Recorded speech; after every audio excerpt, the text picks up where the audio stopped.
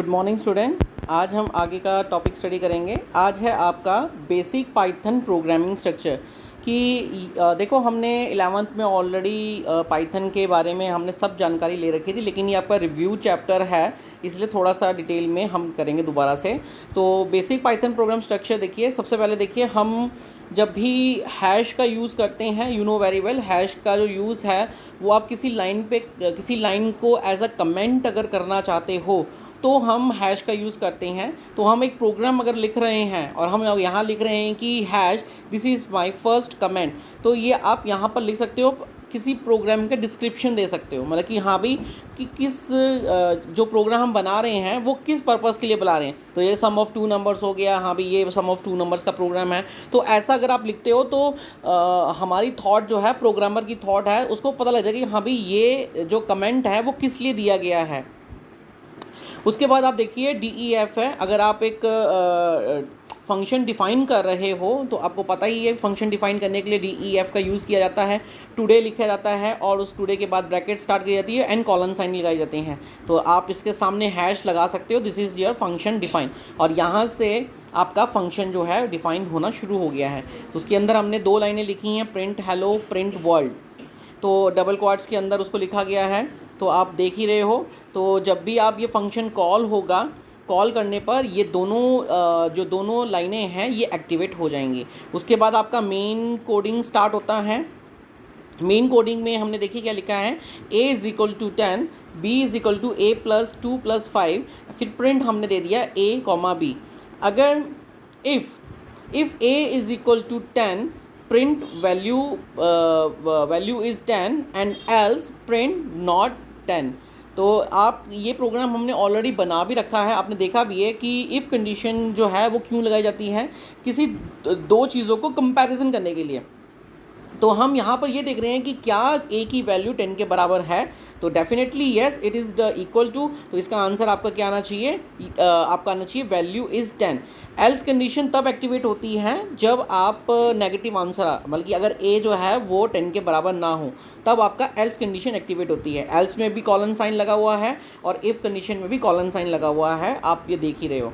उसके बाद हमने देखो यहाँ पर टुडे लिखा है, तो इसका मतलब जब ये प्रोग्राम आप एग्जीक्यूट करोगे तो व्हाट विल बी हैपन, आपका प्रोग्राम जब फर्स्ट टाइम रन होगा, रन होने पर आपका वैल्यू इज़ 10 आंसर तो आ जाएगा, आपका प्रिंट आउट आ जाएगा आपका। उसके बाद ये टुडे ऊपर जाएगा, दोबारा से हेलो वर्ल्ड आएगा और फिर दोबारा से टुडे लिखा है, इसका मतलब ये फंक्शन 2 बार एग्जीक्यूट होगा, तो 2 बार आपके आंसर आएंगे। आप बनाकर देख सकते हो इसको, ठीक है।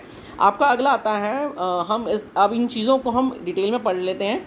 तो सबसे पहले कमेंट के बारे में है। तो कमेंट कह रहा है कि only display in program not display in output, कि जो कमेंट होते हैं वो सिर्फ कोडिंग जब आप लिखते हो उसी में ही एग्जीक्यूट होते हैं, वहाँ पर आप लिख देते हो, लेकिन आउटपुट में उनका कोई भी रोल प्ले नहीं होता है। तो आप कमेंट के बारे में लिख सकते हो, these are non executable additional statement in a Python program used for clarifying Python source code.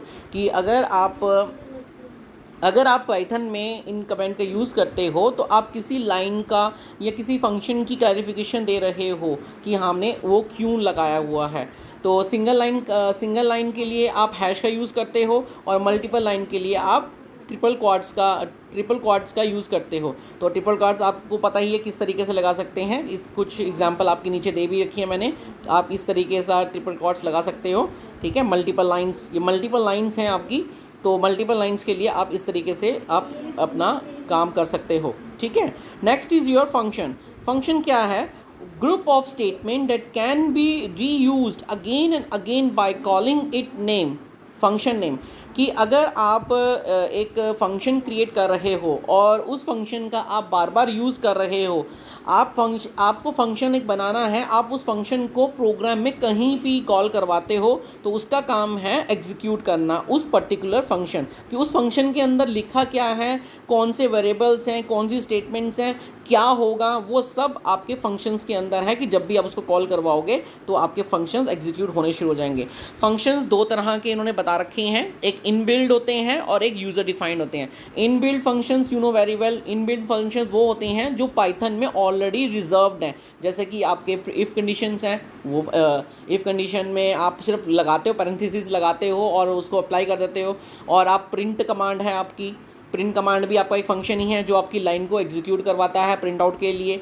तो ये सारी चीज़ें आपकी इनबिल्ड हैं। और यूज़र डिफाइंड का मतलब होता है कि आप खुद से अपना एक फंक्शन क्रिएट कर रहे हो।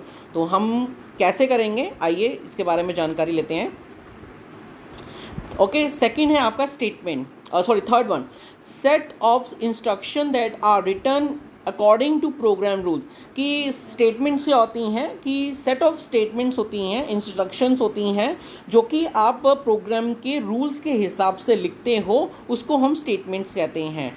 फिर उसके बाद आपका है एक्सप्रेशंस। एक्सप्रेशंस क्या हैं? There are the combination of content variable and operators that will produce a value. कि एक्सप्रेशंस वो होते हैं जो कि कॉम्बिनेशंस होते हैं, कंटेंट्स होते हैं, वेरिएबल्स होते हैं, या आपके जो ऑपरेटर्स होते हैं उन सबको लेकर जो भी वैल्यू प्रोड्यूस होती है उसको आप एक्सप्रेशंस कहते हैं। एक्सप्रेशन जैसे आपका a is less than b, तो जो आप लेस देन लगा रहे हो वो आपका एक्सप्रेशन ही है।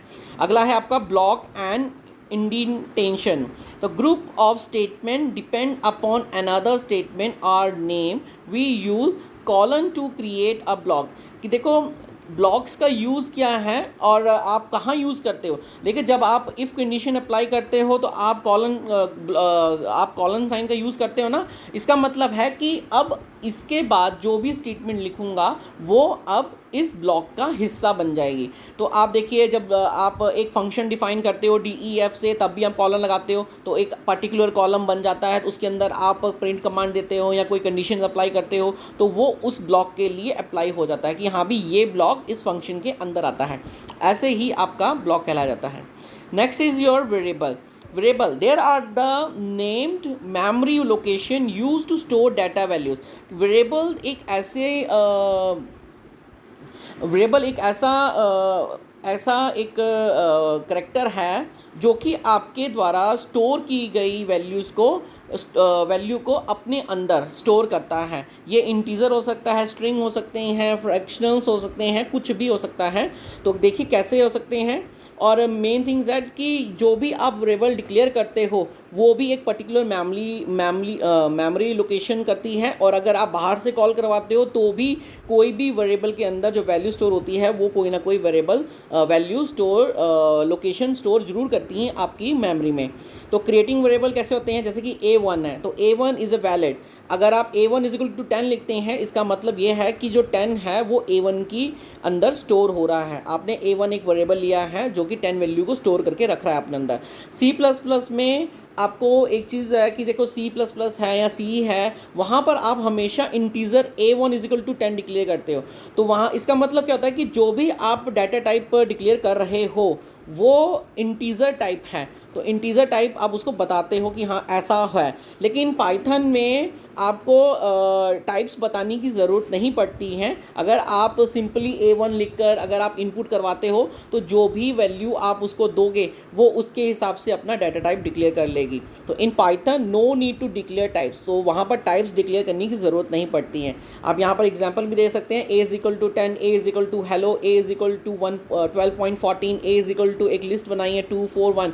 तो आप ये देख रहे हो ए। तो यहाँ पर हमें ये डिक्लेयर करने की ज़रूरत नहीं है कि ये इंटीजर है, ये करैक्टर है, ये फ्लोट है, ये लिस्ट है, ये हमें डिक्लेयर करने की ज़रूरत नहीं है। तो ये वेरिएबल्स आपके डिक्लेयर इस तरीके से पाइथन में होते हैं। तो यहाँ पर आप देखिए, अगर आप प्रिंट A लिखते हैं तो प्रिंट A अकेला, मतलब अगर आपने एक लाइन ली है, लाइन में जाकर आपने प्रिंट A लिखा है तो आपका एरर आएगा, that's called naming error. Naming error क्यों है? क्योंकि A डिफाइन किया ही नहीं है हमने। तो अगर हम A इज इक्वल टू 10 और प्रिंट A तब लिखते हैं तो आपका आंसर एग्जीक्यूट हो जाएगा। तो वो बोलेगा कि यस ये आपका प्रिंटेबल है, तो प्रिंटेबल में आपकी प्रिंट आउट निकल जाएगा। ओके ठीक है, अब हम नेक्स्ट चलते हैं। नेक्स्ट आप देखिए आपको क्या मिल रहा है यहाँ पर। आगे है आपका मल्टीपल असाइनमेंट। मल्टीपल असाइनमेंट क्या होती हैं कि आप जब भी एक वेरिएबल डिक्लेयर कर रहे हो तो आप किस तरीके से कर सकते हो। जैसे a इज इक्वल टू 5 तो हम करते ही हैं, लेकिन अगर आप मल्टीपल असाइनमेंट करना चाहते हैं तो आप कर सकते हो। तो देखिए यहाँ पर लिखा हुआ है a is equal to b is equal to c is equal to d is equal to 15। It means that कि जो 15 है वो a b c और d इन तीनों के लिए वेरिएबल जो वैल्यू डिक्लेयर हो रही है वो 15 है। ठीक है, अगर आप a is equal to 15 and is equal to b is equal to 20 अगर इस तरीके से आप लिख रहे हो तो ये वैलिड नहीं है, क्योंकि b की वैल्यू तो 20 हो सकती है लेकिन 15 की वैल्यू b नहीं हो सकती है, तो ये वैलिड नहीं कहलाया जाता है। तो आगे आप देखिए, अगर आप यहाँ पर लिखते हैं a इज इक्वल टू 15 लिखा हुआ है आपने, तो b is equal to b is equal to d is equal to c is equal to a, तो a 15 है, ये भी ट्रू माना जाएगा क्योंकि इससे भी क्या होता है c a b c और d की वैल्यू 15 डिक्लेयर हो गई है।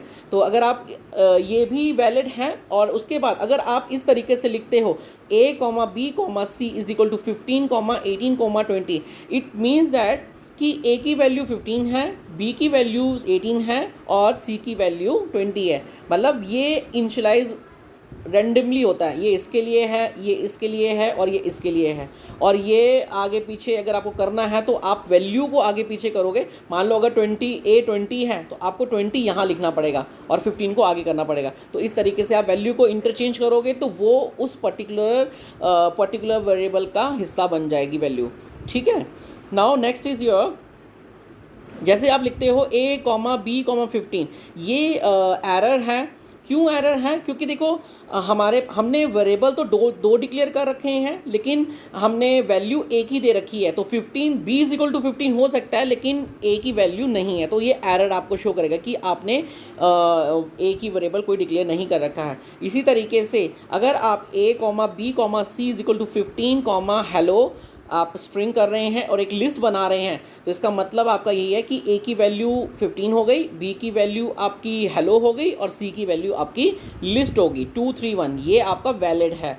ठीक है, now next is your a is equal a, b, 20 12 15 18, ये भी आपका रॉन्ग है क्योंकि वेरिएबल एरर आएगा, क्योंकि वैल्यू वेरिएबल जो हैं वो कम है और वैल्यूज़ ज़्यादा हैं, तो भी आपका ये एरर कहलाया जाता है। अब यहाँ पर देखिए, ये एग्जांपल हमने पहले भी पढ़ रखा था। अगर हम a is equal to b is equal to 10 लिखते हैं या a इज इक्वल टू 10 और b इज इक्वल टू 10 लिखते हैं, तो बाय कंप्यूटर में दोनों की जो इनपुट्स होंगे उनकी जो मेमोरी लोकेशन होगी वो सेम होगी और दोनों के अंदर जो वैल्यू स्टोर होगी वो भी 10 ही होगी। तो अगर आप उनकी आईडी देखना चाहते हो तो आप print bracket ID bracket a comma ID bracket b comma bracket लगा के इसको बंद करके इसको एग्जीक्यूट कर सकते हो।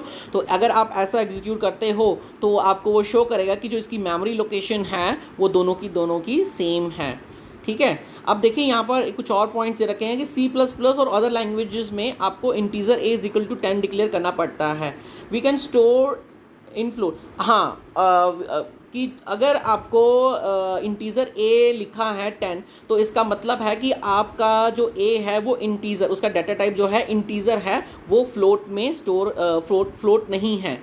ठीक है, तो पाइथन में अगर आप देखते हो तो a is equal to 10 print a print type a, इस तरीके से लिखते हो तो a से पहले वाले फर्स्ट a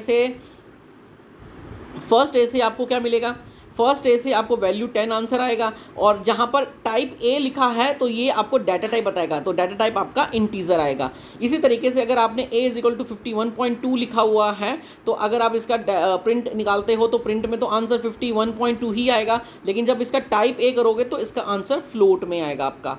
ठीक है ना, तो ये कुछ आपके पाइथन में थोड़ा एडवांटेज है कि हमें कोई भी टाइप डिक्लेयर करने की ज़रूरत नहीं पड़ती है। इसी तरीके से देखिए यहाँ पर लिखा हुआ है, मैंने कमेंट भी बना रखा है, उन्होंने लिखा है कि डायनामिक टाइप जो होते हैं उनमें आपको single program use different type की, आप जब पाइथन के अंदर सिंगल वेरिएबल लेकर अगर आप करते हो तो आप कर सकते हो और वो डिफ़ाइन कर लेगा, क्योंकि पाइथन में वो हमेशा आपके लिए क्या कहते हैं टाइप की ज़रूरत नहीं पड़ती है, जो भी टाइप आप डिक्लेयर करोगे वो उसको वैलिड मान कर चलेगा। तो कंटेंट वैल्यू का यूज़ किया है हमने। अभी देखो कंटेंट वैल्यू का यूज़ करके ही प्रोग्राम सारे बनाए हैं। Mostly we can use user defined value, लेकिन जब भी हम कोई प्रोग्राम अगर बनाते हैं, मतलब अभी तक जितने भी हमने प्रोग्राम बनाए हैं सब हमने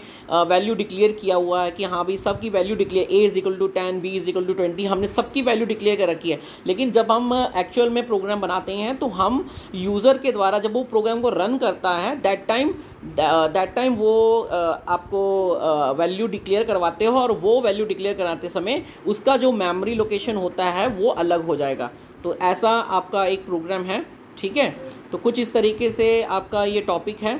अगर आपको कोई दिक्कत आती है तो आप पूछ सकते हो मेरे से, तो मैं आपको दोबारा से एक्सप्लेन कर दूंगा। वैसे ये टॉपिक सब आपने कर रखे हैं, ठीक है। आज का टॉपिक इतना ही है। आप अच्छे से वीडियो को देखो, नोट्स मेकिंग ज़रूर करो। Okay, thank you.